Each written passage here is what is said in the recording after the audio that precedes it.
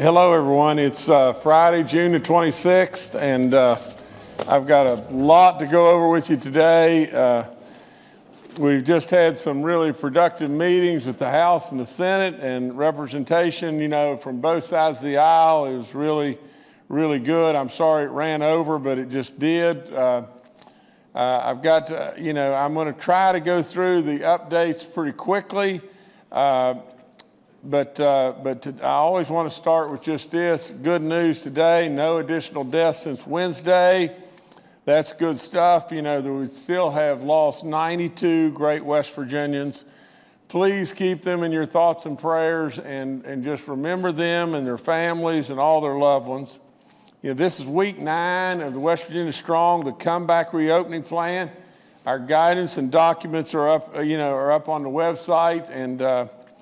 But before I go any further, I want to address this. I want to address it just straight up and everything. Yesterday we accepted Dr. Kathy Slimp's resignation. To just tell it just straight up like it is, numerous things have led me all along the way to believe that my confidence level just evaporated, and so, I felt like that Dr. Slimp's a good person, and I know she's done some good work, and we're very proud of her in this pandemic. This is a great, big task, and there's lots of moving parts. And from the standpoint of what you expect from me, you expect results. You don't expect just kindness and effort. You expect results, and that's what I'm going to deliver to you. And so from that standpoint, I had lost confidence. There's no point in belaboring that, but many different incidences. The other thing I want to tell you is, unfortunately, in lots of ways, it's a campaign season. It's a political season, and so there's a lot of attention that is drawn, and there's a lot of wannabes that come up with, ideas and everything, and say, and the wannabes have come out recently and said, well, what the Justice Administration is doing is they are deflating the positive test that we have in order to make ourselves look better. And that's so ridiculous. I mean, that is just so false and so ridiculous. But that's the thing. I guess this day and time, anybody can say anything. The biggest lies that you want to come up with, they come up with the biggest lies, and so, but that's so wrong. The bottom line is just this: if in fact we had deflated the number of positives, we'd be overrun at our hospitals, would we not? I mean, really and truly, at the end of the day, it just teetotally is an effort to undermine all the good work that people are doing every day. Do you realize in West Virginia, in the state of West Virginia, I think on the day before yesterday, we had 66 total people in the hospital from the COVID situation. 66. And all of our hospitals combined. And in addition to that, we had 4 people on ventilators day before yesterday, I think. I think that's correct. Now, if we had deflated the positives, we'd have more and more people. We'd have what's going on in Florida or Texas or Arizona or whatever. That's not the case. Now, the case is just one thing, and it's dead the opposite. If, in fact, what has happened, and we're digging, but we have every reason right now to believe that we just stumbled and bumbled along all over ourselves and everything, and that's what I can't stand. I can't stand the stumbling and the bumbling. But really and truly, what happened is we inflated the amount of our active cases, meaning we were telling you that we still had more people sick than we do have, and so we're getting to the bottom of that. We'll give you more accurate numbers later on. To be perfectly honest, it's great. It's great from the standpoint that we don't have as many people sick, but it's terrible from the standpoint if we can't keep up with the numbers. Now, I'm going to go quickly from here. I'm going to tell you the Myrtle Beach outbreak continues. Now we have 18 counties. Of course, we're probably going to end up with 55 counties. because everybody loves Myrtle Beach, and all I can say to you over and over and over is, if you've gone to Myrtle Beach, get tested. If you can think about it just a little bit, and maybe there's another choice, and I don't want to run people away from Myrtle Beach.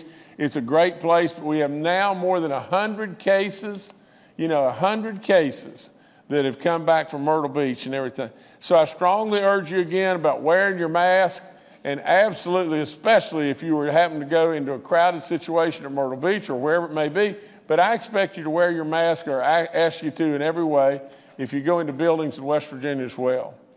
The church outbreak, there's no additional churches that we have an outbreak in. We still have 3 active in Ohio, Greenbrier, and Boone County, and we're watching this, and I do the same thing. The pew in between. We got to have that. We got to have social distancing. We got to have masks when you're in the church. So please, please, please do that. We got free testing today in Cabell, Hancock, Mingo, and Randolph counties. Tomorrow we'll be in McDowell, and next Monday we'll be in Lincoln. Take advantage of that, especially our minorities or all of our vulnerable people. Please take advantage of it.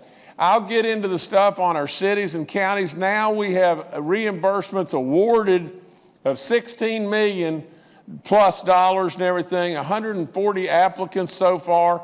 We want everybody, all cities and all counties to apply. I'll get into more about that in just a second.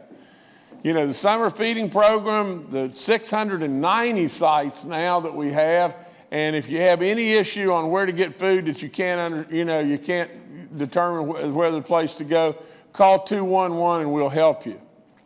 On our jail update, we now have a total of 3, and this really upsets me, but 3 active COVID cases in one prison, and that's in Huttonsville. We have been reporting that to you inaccurately, and there's just no excuse for that. But from the standpoint of the census, I want you to remember the census and everything and get counted. Tremendously important. And from the Higher Ed Policy Commission, I want to congratulate in every way Dr. Sarah Armstrong Tucker. She is now our new counselor, commissioner, and new counselor of higher ed. So congratulations, Sarah. Now, I told you, I promised you at the end of the week today that I would give you a rundown on all the economics of our state. Now, this is going to take just a second, so bear with me. But if we go back we go back 12 months ago. We began what is our fiscal year 2020. It began last June. And last July 1st. Now, and it runs through this June the 30th. Now, when we had just come off a year that we had produced record surpluses beyond belief, in the 2019 year, we produced record surpluses of $511 million, which was equivalent to what we had produced in the last 10 years. We produced it in 1 year. Now, so when we did that, we spun that budget level into 2020. So in 2020, for us to have met the budget in 2020, we would have had to have one heck of a good year. We started off the year rough. We came right out of the box in July, and we had a 32.4 or something like that, right at $33 million hole in the bucket. Well, we were worried. And then all of a sudden, August came in at another $33 million hole in the bucket. And we had $66 million that we were upside down in the first 2 months of the year. And so we had to contemplate cuts. And we had to contemplate cutting into a lot of different people. My revenue people said, hold on, Governor, let's just wait until we get September in, which will be the last month in the first quarter of the year. Well, September had a lot of promise, and then all of a sudden it started to wane as well. We watch it every day, every single day. And so as September waned, and it came in about a $6 or $7 million to the good, if I remember correctly, and I could be a little off in my numbers. But as September came in, nowhere close to as good as what we had hoped, we knew we had a real problem, so we had to start moving right in to make real plans to make those cuts. I kept trying to hold my hands on the reins and hold back because I didn't want to make the cuts. I didn't want to hurt people in any way if we could prevent it. And now October, November, and December have come in, and we're a little bit better. And we're still holding the reins and saying we're not going to make these cuts if we don't have to make them. And then January and February came in, and we were a little bit better. So now we're at the point in time where we absolutely know we're probably not going to have to make the cuts. And then March, right before this COVID situation really grabbed us, March really came in pretty decent because all the stuff was already baked. All the cake was already done. And we were within $6 million of being our head above water from $66 million down. And then all of a sudden, April rolled in at a $192 million deficit because of the COVID situation, plus the fact that we moved the income tax filing date from April 15th to July 15th. We had a tremendous deficit at that point in time. And at that point in time, my revenue people told me, probably, Governor, you can probably forecast at this point in time a $525 million deficit. It was really, really difficult.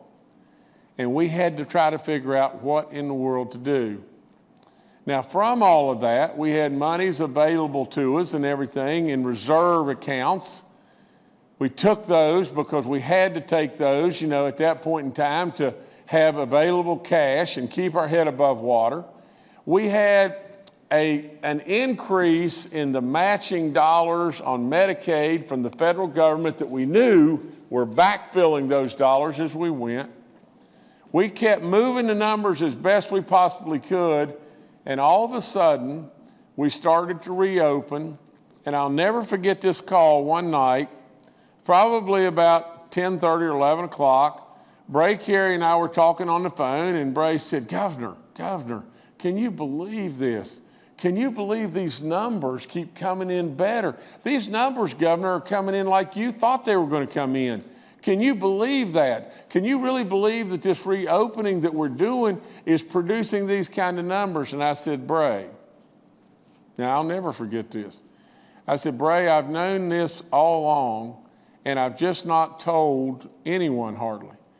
But you see, West Virginia, you never really closed.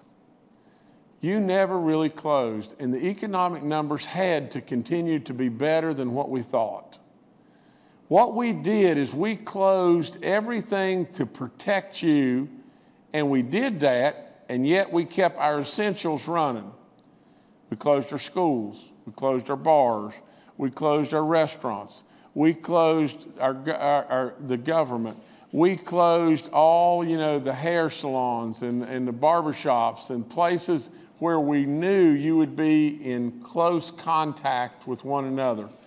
We closed our big gatherings. We closed the state tournament. We closed all the things that we knew were important to protect you.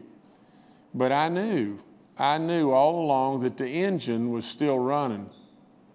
Now, that $525 million deficit is now down to $285 million. The reserve funds that we have, we're going to have plenty of cash to go out through the end of the year, no problem. No problem whatsoever. And the amazing thing that you'll find is just this, is the reserve funds that we use cash to go down have now, by June the 30th, have now been completely, totally replenished. Now, how's that possible? And it's possible through the federal grant that is the federal match that is out there right now in regard to Medicaid. So what we've done is we've used our reserves We have, not rainy day, and we have replaced our reserves 100%. And the other thing we have done is we have basically replenished dollars that we were allowed to turn in by the guidelines. We have replenished those dollars, and lo and behold, we're going to run across the finish line on June 30th with a surplus. It's not going to be much. It's only going to be probably about, less than $10 million. But absolutely, we're going to go across the finish line with a surplus in a year that our experts predicted we were going to be $525 million upside down. Now, that's not all. In addition to that, we have CARES money, and we have other grant monies that have come into West Virginia. And we've got to find the right and the appropriate places to put them. Jordan, if you could put the slide up that shows in excess of $2.2 billion. This slide is this. There is $1.25 billion that has come into West Virginia, and it's in a bucket. In addition to that, there is to date $970,811,611.79 that is in additional grants that is come in or is going directly to West Virginians. Now, working those grants and finding how to put stuff into those buckets, there's many different ways that can be. For health departments, for broadband, for all kinds of different things. One of the things that we found that we can use in those grant buckets is just this: the ability to give you the assurance that if we have another outbreak, another pandemic, we're prepared. And how we're prepared is through the National Guard and WVU. We have now been able to set aside dollars and set up real live manufacturing to have millions, if be the case, millions of masks and gowns and all kinds of different things to be able to protect you if, in fact, God forbid, that there's another level of pandemic. So what we have done is we have now got a situation to where we can assure you that if we're not going to get in a situation going down the road where we're caught without the correct protective equipment to be able to protect you and protect our healthcare communities. So I would say just this to all West Virginians: to any of you that don't understand all the buckets, contact your representatives.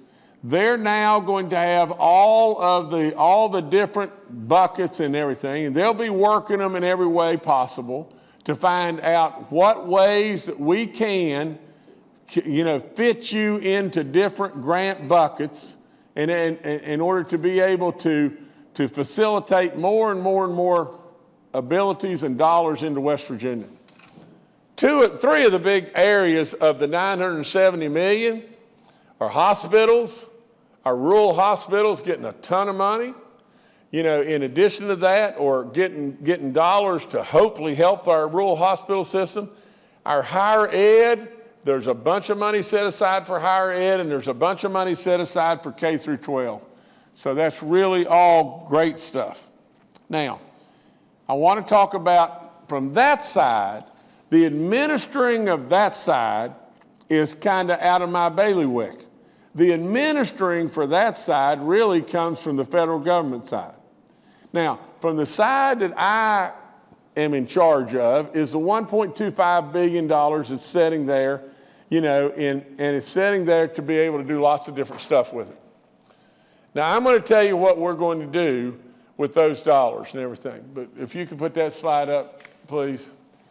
If you'll look here on the amount of dollars that we have had requested thus far from the counties and the cities, it looks to us, to the best of our abilities, it looks to us that throughout, between now and December the 30th, by the guidelines that the federal government has given us, that what we will be sending to the counties and the cities, by budgeting what they have requested and what looks like will fall in the guidelines, is $200 million.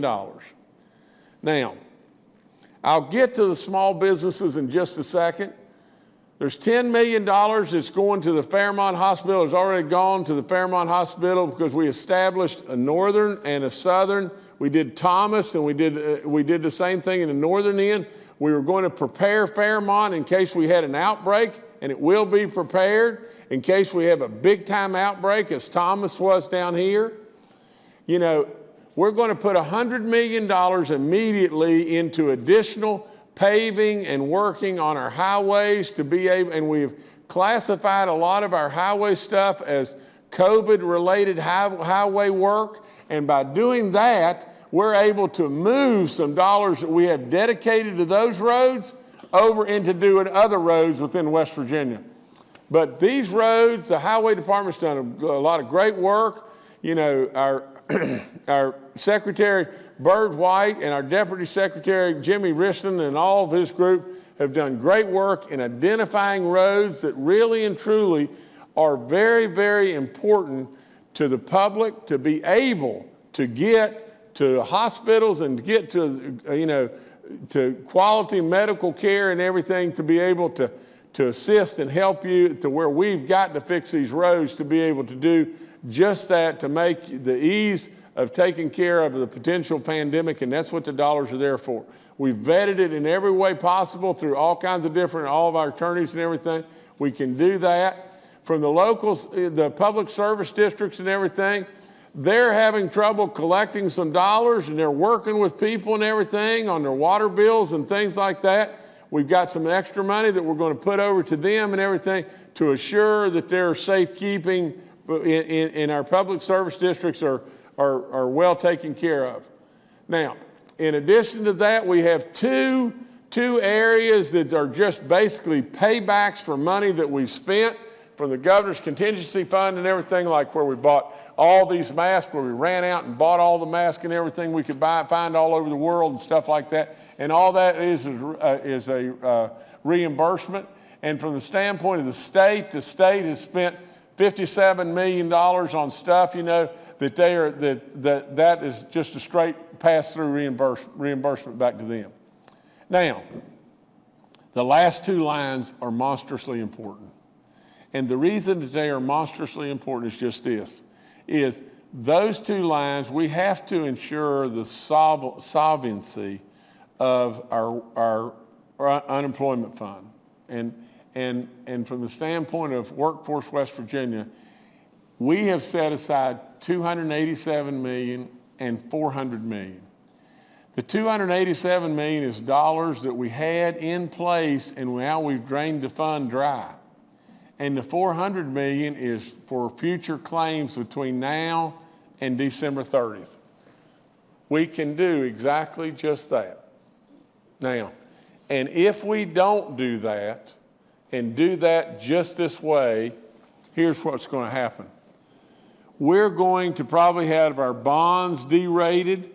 In addition to all that, we're going to have to significantly raise, the taxes on our businesses in regard to unemployment. And this move right here ensures that we're not going to raise those taxes. We're not. We're absolutely not going to raise the taxes, and this is exactly the prudent plan to be able to keep our businesses working in this state and thriving and moving forward, and our fund reestablished and everything to where we do not have to raise those taxes, and moving forward, there may be even some better stuff come than exists today as far as the taxation on our businesses. So that's really basically it. The bottom line is here's how we're moving with the $1.25 billion. There's another $5 million left here. but that's how we're moving with the $1.25 billion. The grants are $970 million that is on top of this, and the grants we're working from the standpoint of broadband and whatever it may be, and it may very well be, and everyone needs to understand this, it may very well be that the last two lines, the 287 and the 400, may very well be forgiven from the standpoint of the government and spend right back to us, and then we'll have more dollars to be more aggressive in broadband or whatever it may be that can help our people in this state. Now, this is a plan, and from the standpoint of the year we're in, it's worked. I told you it was going to work. Now, but I'm going to tell you how we're going to make it just one step better.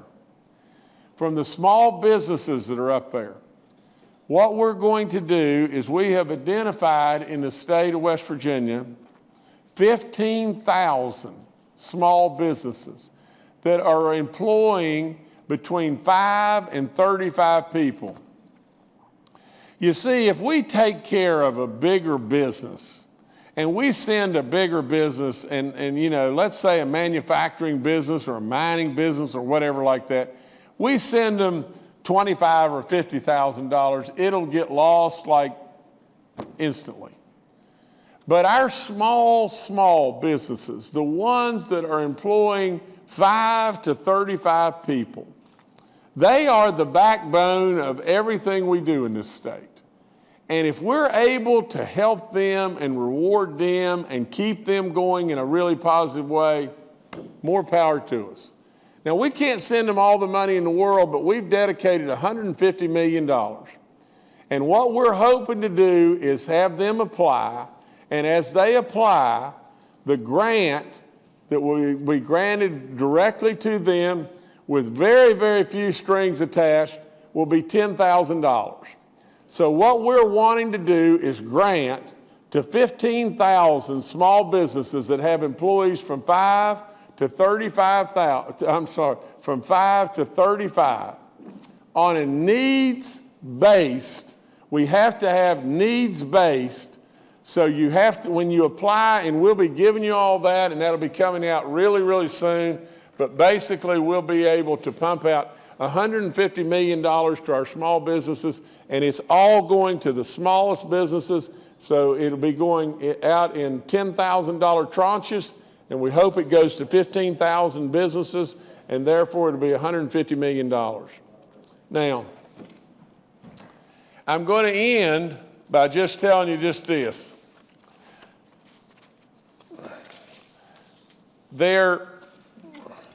Hang tight with me just a second.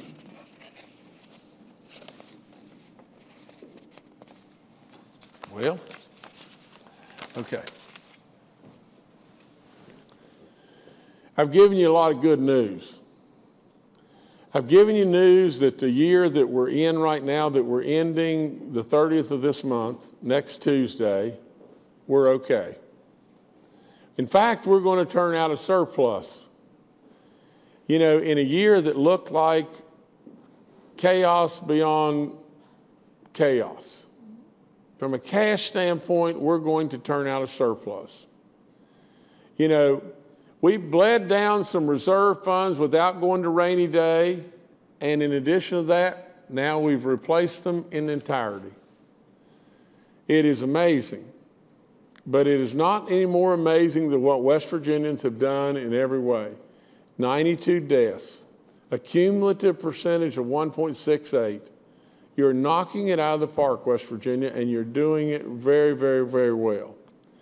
In addition to that now, I am telling you that the federal government is giving us grants of $970 million, and there's an additional $1.25 billion of CARES money, and I've told you how that we're going to plan to spend it. We're going to give $200 million to the cities, and we're going to give, and the counties. We're going to give $150 million to our small businesses and those people from 5 to 35, a little bit to Fairmont, a little bit on highways, a little bit to public service, a little bit on reimbursement, and then we're going to park. We're going to park $687 million for our unemployment funds to ensure beyond any doubt that we will not have to raise taxes on our businesses. Now, so the whole deal is just all that except one more thing. One more thing, and that is just this. There are 4 other real positive surprises that are coming to West Virginia. The first real positive surprise is this. We moved our income tax filing date from April 15th to July 15th. Now, in July, beginning the new year, we will get a substantial uptick in dollars that will come in the new year. That will jumpstart us and significantly help us right out of the get-go. In addition to that, I truly believe in the month of July, you will have a 4th additional stimulus, federal government additional stimulus package. I don't have any idea if it will be state-related or it will be individually related or whatever. I truly believe there'll be payments to people to encourage them to get back to work. And I celebrate, any kind of level of payments that we can get to West Virginians to help them. I love it. But from the standpoint of other things, there may be additional state dollars or there may be additional, grants. But I truly believe there's going to be additional dollars coming to West Virginia in the last stimulus package that will be out somewhere close to the end of July. In addition to that, I am very, very hopeful, in regard to the monies that we parked, on unemployment, that we'll have a good result there, and there may be dollars that will come back in the CARES thing that will be dollars that we can spend there as well. And the last thing I would tell you is just this. The revenue replacement issue has not gone away. It's not died completely, and it's still out there, and I do believe there'll be more opportunities for West Virginia there. Now, the net of the whole thing is just this. West Virginia, you have absolutely done so good. We're going to be fine economically. I've told you over and over and over, you keep doing the great work you do. You are the best of the best. That's all there is to it. You are the diamond in the rough everybody missed. You keep doing it. We'll do our job here, and hopefully we'll push the right buttons at the right time. It's a tough job, and there's lots and lots of buttons to push and a lot of moving parts, but we'll continue to try to do the best we possibly can for you every day, because not only that, you have been the miracle.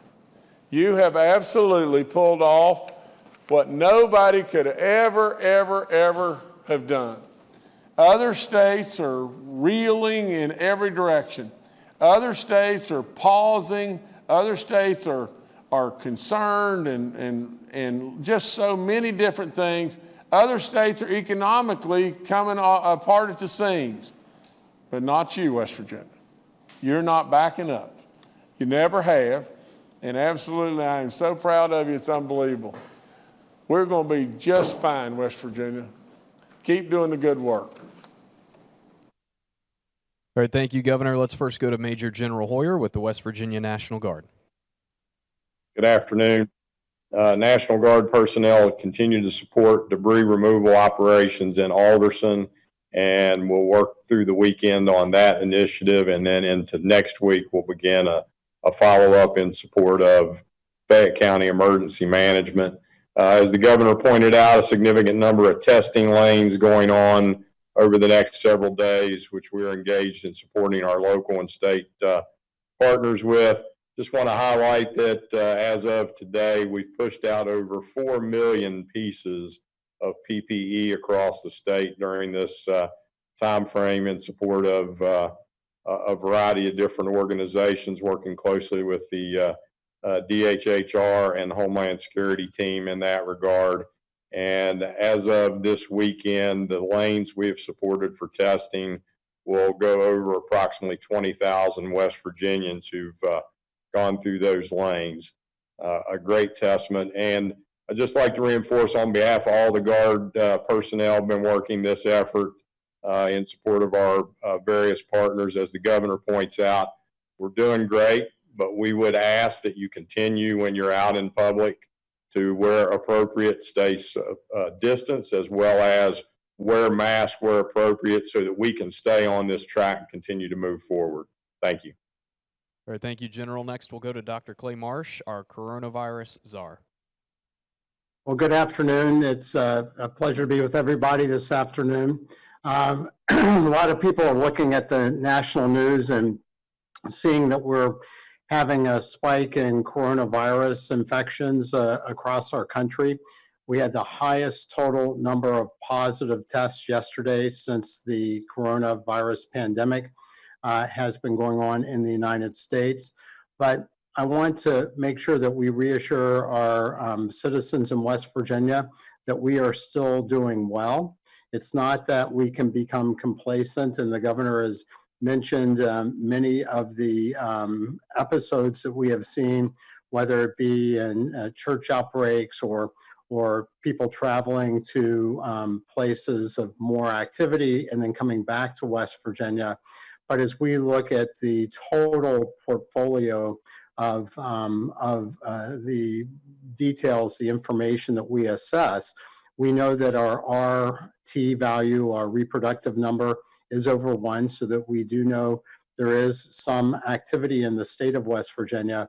But when we look at the other data, including the daily positive conversion rate of total tests to positive tests, as we look at hospitalization admissions related to COVID or suspected COVID, or we look at ICU admissions or ventilator use for COVID, and when we look at the number of active cases, as we are looking at data that we are also getting from local health departments, we feel very comfortable that the state of West Virginia is still doing well.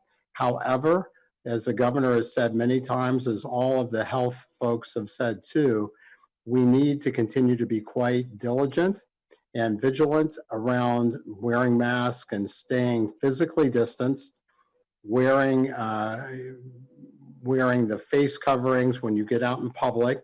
Remember, the face covering protects other people from the droplets that you might produce.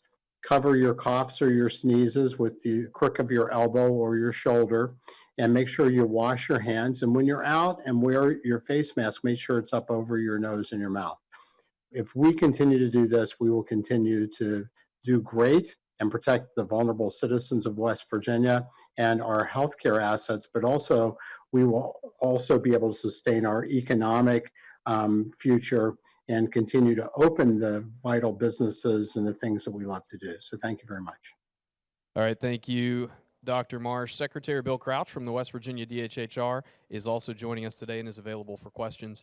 Once again, we're holding today's briefing with media members joining us virtually to practice good social distancing. The first questioner today is Brad McElhenney with West Virginia Metro. Hi, Governor. You're talking about moving money around to meet the budget and also allocation of $1.25 billion. Wondering how you might do that without the direct involvement of the legislature.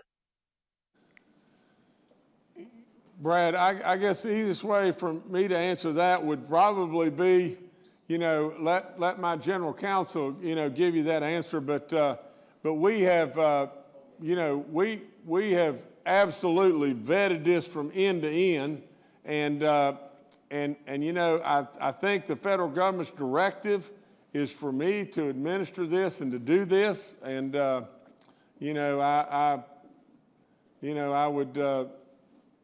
I would always welcome the help and everything, welcome everybody involved in everything in every way, but I'm gonna bring Brian up and let Brian, talk to you just 1 second too. You maybe want to get him. Yeah.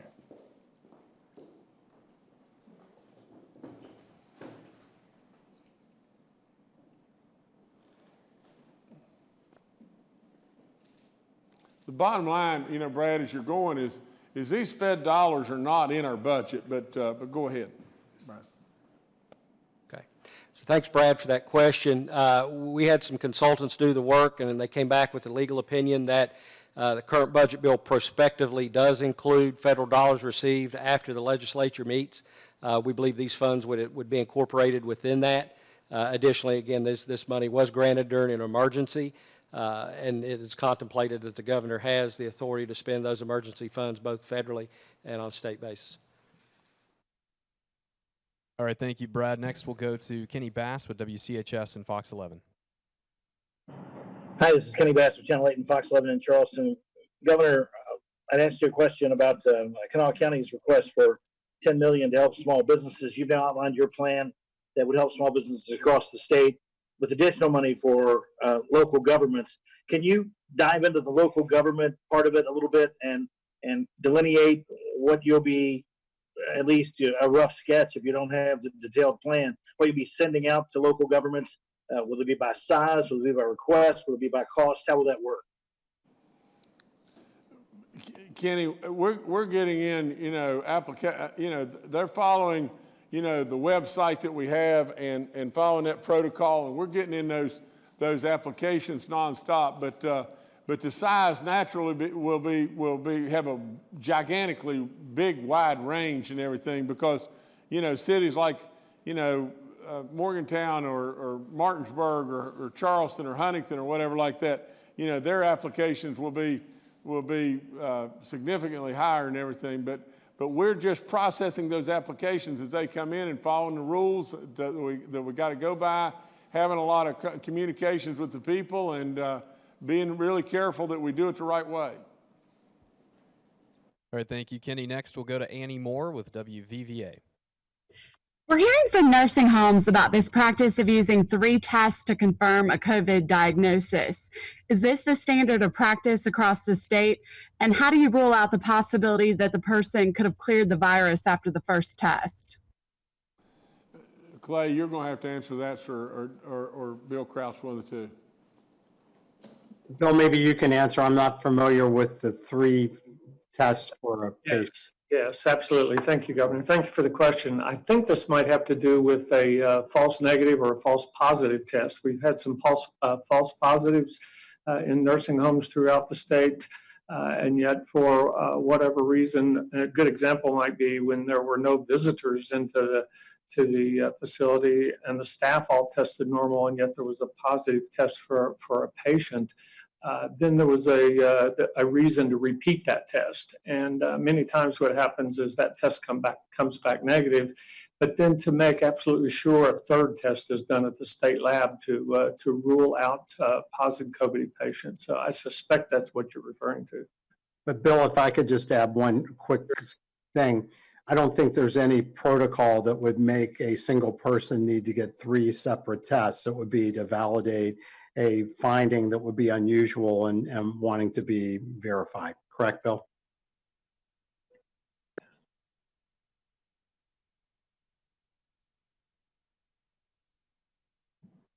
That is correct. Thank you, Clay. I wasn't sure I was muted there. Thank you.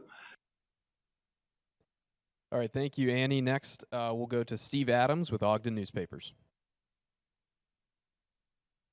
Yeah, Steve Adams, Ogden Newspapers here.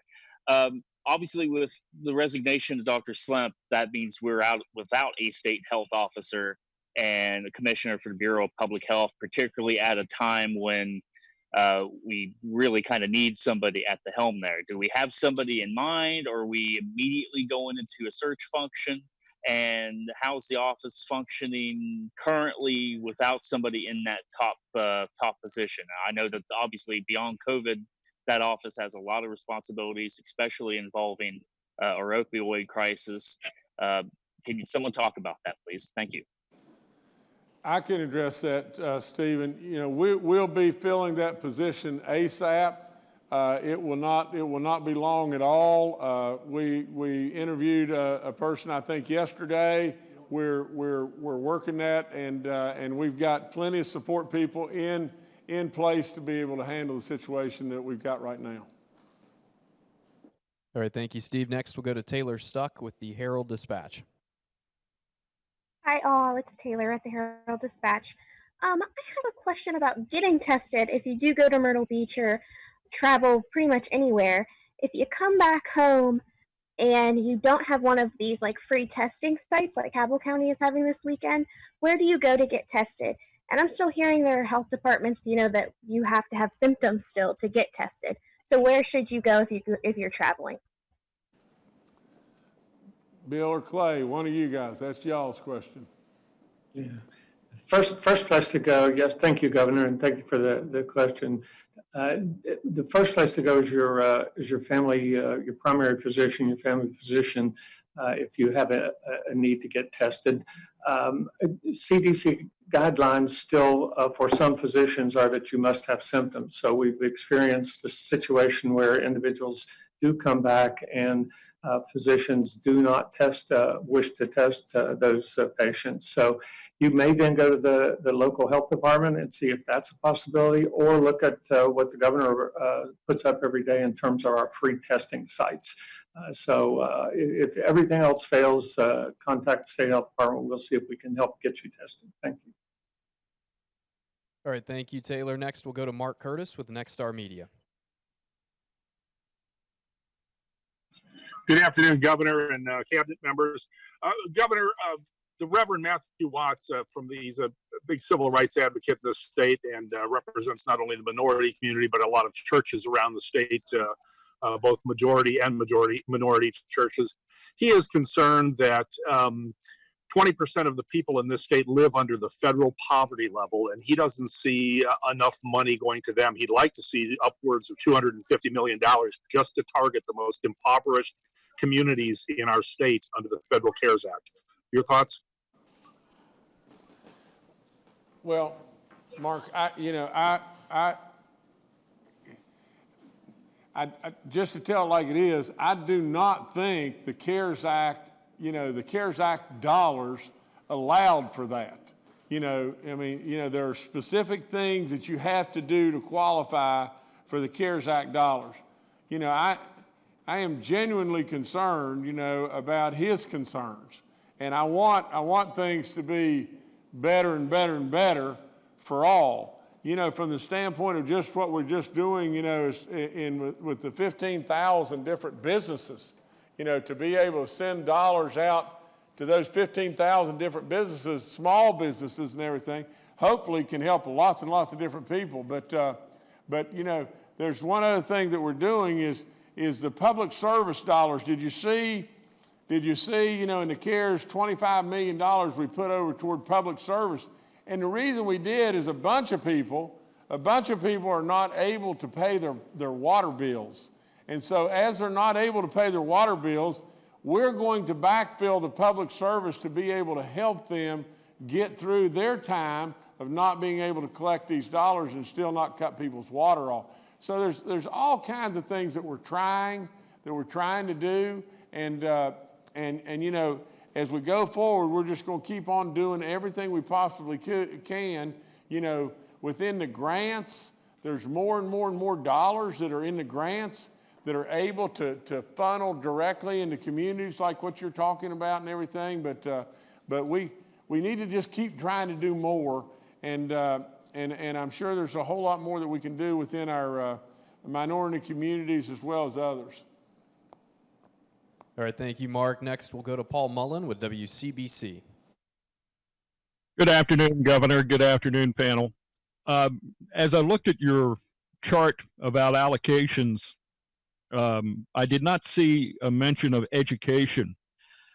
Is that to mean that education did not cost more in the pandemic and will not cost more to plan for a potential return to a pandemic in 2021? No, sir. There is enormous amounts of money in the grant side, in the $970 million side that's going to education. And if I remember correctly, it's in the $80 million plus dollars that's going to higher ed, and an equivalent amount, and I could be wrong, so don't hold me directly to this, going to K through 12. But nevertheless, whatever it is, there's major money that's going to education. All right, thank you, Paul. Next, we'll go to Charles Young with WV News. Hi, this is Charles Young with WV News. Governor, you said we're still getting to the bottom of our number discrepancy. Could you be specific about what we're looking at?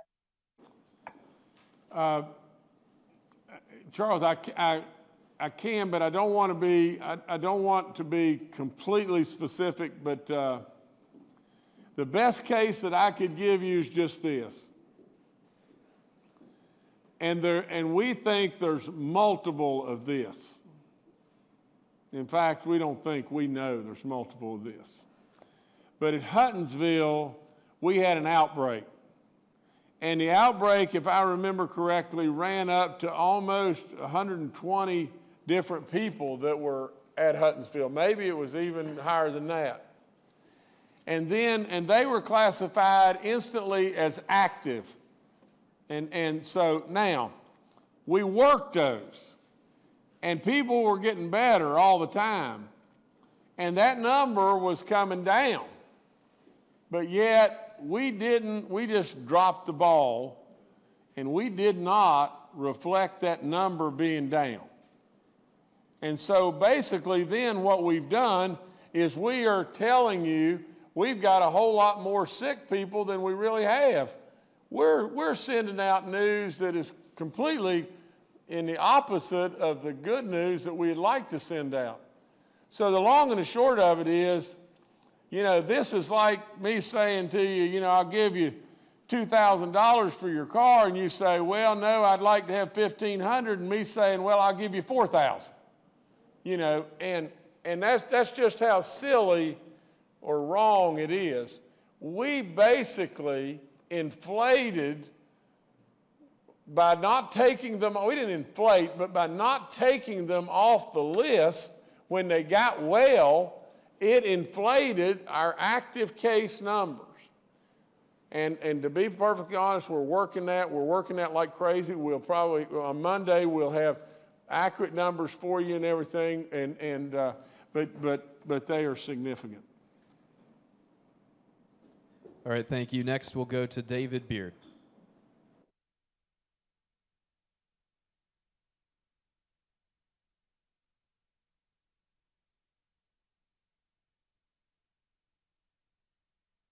David Beard with the Dominion Post. I think you may still be muted.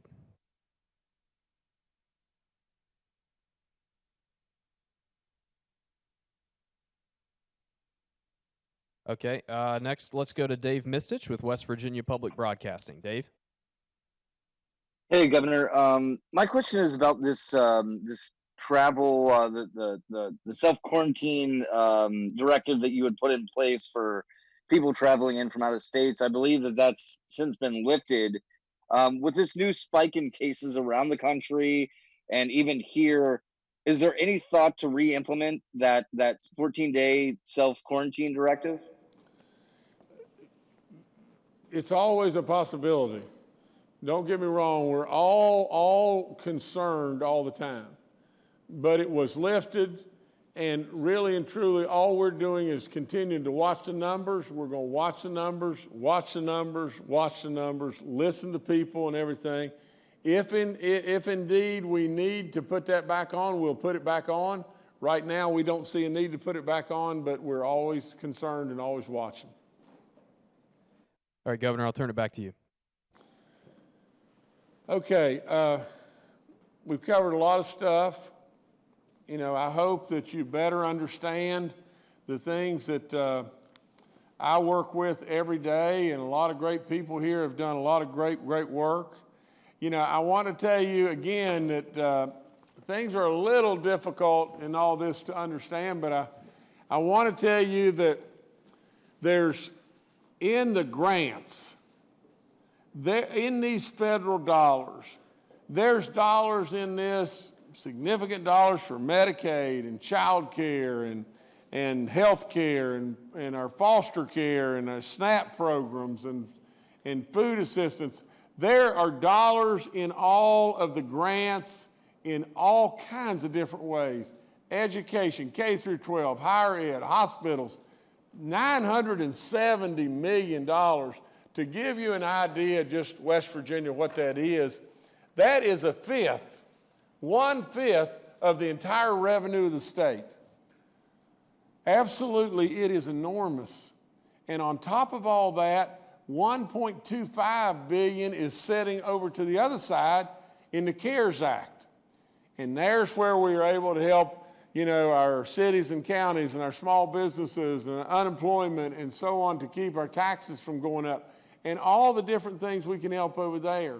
And in addition to that, there's a fourth stimulus on the way.